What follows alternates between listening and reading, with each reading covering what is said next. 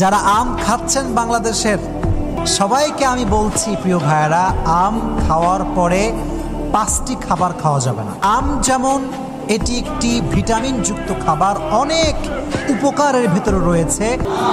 তাহলে 1 নাম্বার যে খাবারটি আপনি খাবেন না, আম খাওয়ার পরে পানি খাবেন না।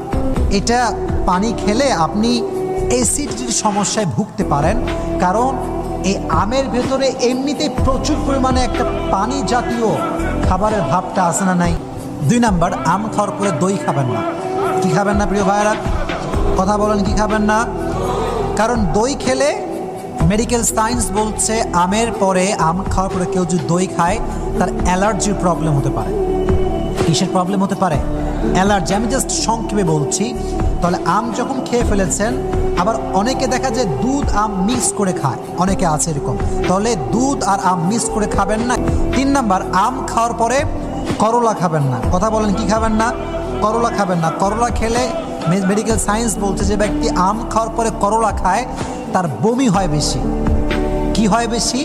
বমি হয় বেশি। আর বমি হলে আপনার ফিজিক্যালি যে কন্ডিশন, যেটা খুব ভালো ছিল, এটা অটোমেটিক্যালি খারাপ হয়ে যায়। এজন্য আম খাওয়ার পরে করলা খাওয়া যাবে না। 4 নাম্বার, আপনি যে কাজটি করবেন না সেটি হচ্ছে এই আম খাওয়ার পরে ঝালযুক্ত কিংবা মশলাযুক্ত কোনো খাবার খাবেন না।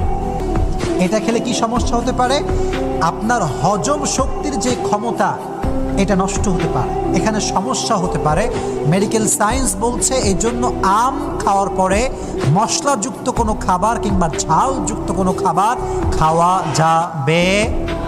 4 নাম্বার। 5 নাম্বার যে জিনিসটি হচ্ছে এই কোমল পানীয় কোনো জিনিস আপনি আম খাওয়ার পরে খাবেন না, কারণ এটা খাওয়ার কারণে ডায়াবেটিসের প্রবলেম হতে পারে।